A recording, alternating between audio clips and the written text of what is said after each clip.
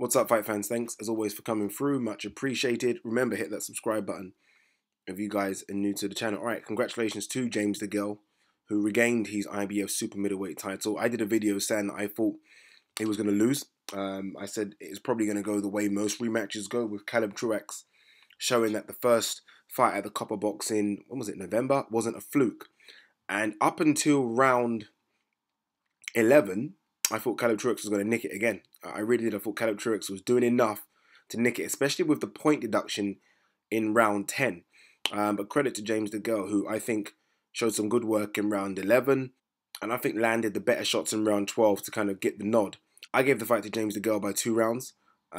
Just for the record, I think, what did the judges have it? 117, 110, which is unbelievably wide.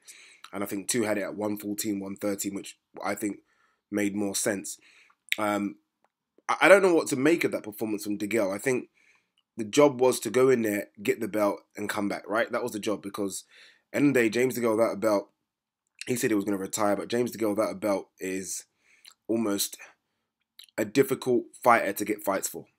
He's a very difficult fighter to get fights for, which is why I think he said, look, I will retire if I lose. So he put a lot of pressure on himself. So him and his team rolled the dice, and then numbers came up. I think Truax showed that it wasn't a fluke the first time, right? I think it wasn't a big underdog going into this fight. I think it was a 4-1 underdog, but he showed the reasons as to why he beat James Degale in the first fight. I think he pressured James Degale. I think James Degale's work on the back foot was a bit better, but again, still needs to improve on that. I don't think he can make improvement. James Degale's what, 32? So he definitely can't make any improvements on that back foot fighting. But I think where in the past we've seen James Degale get really tired in the later rounds, I think he showed that he's worked on his condition a lot better in this fight. And I think he closed out the show pretty well. I think it's obvious to see what James Degale wants next, and that's the winner of Callum Smith, George Groves. It should be easy to make. It's a British fight. James Degale doesn't have a promoter. He has a manager, but not a promoter, so it shouldn't be difficult for Cali Salon to make that fight. It all comes down to negotiations now in terms of who's the A side, who's the B side, who's the bigger draw. I think if the winner of that fight is George Groves, it's 50-50. If the winner is Callum Smith, then I think James Degale is the bigger draw, regardless of Callum Smith being unbeaten. I do think that James Degale is there for the taking. I do think that they've got to look carefully at who they match him up with. Truax is by no means world class. Truax, every time he stepped up, minus this Degale fight, has lost. So they've got to be careful, because again, Truax showed how you can beat James Degale. That kind of walking down, stalking, making it rough in there. James Degale didn't like that. But what James Degale has got to do is give Truax a bit of credit.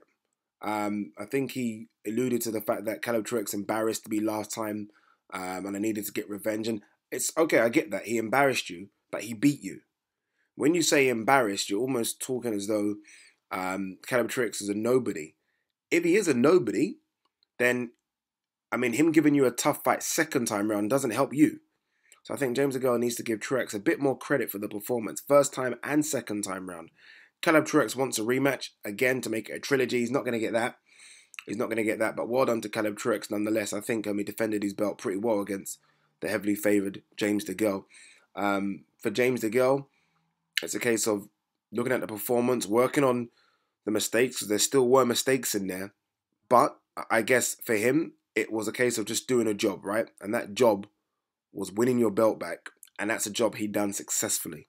And hopefully now he can get those big fights. He said, look, I've only got a couple more years left. And he wants to be active. And I think that's true. He does need to be active. The shoulder would have healed up nicely now. He didn't take too much damage. Obviously, he's got a couple of cuts. Those can heal up very quickly.